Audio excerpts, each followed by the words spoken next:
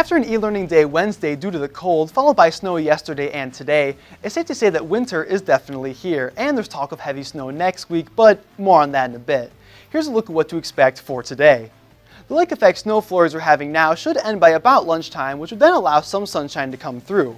Our high today will be right around 27 degrees before the clouds roll back in this evening, and looking ahead to this weekend and the beginning of next week, tomorrow we'll see sunny skies with a high around 23 and the low dipping down to 8. Sunday will be sunny in the morning with clouds and The COVID-19 Omicron variant has been identified in South Africa, Canada, Australia, most of Europe, and as of Wednesday, here in the US. The variant has demonstrated abilities to evade the current vaccine, thus allowing for the possibility to once again spread easily.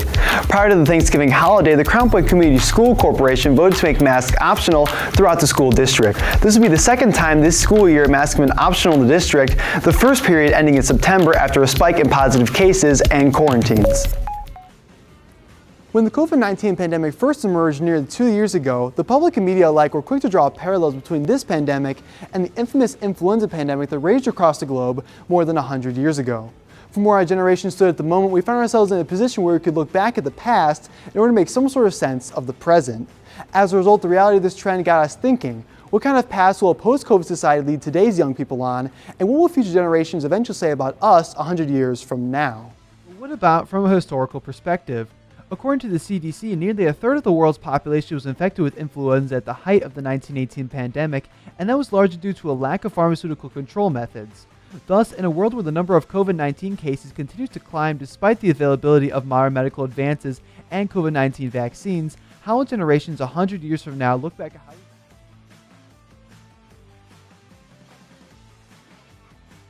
that we want to encourage everyone that this is a team effort, that this is truly a community effort. So we encourage all of our students every week that, hey, if you see something, say something.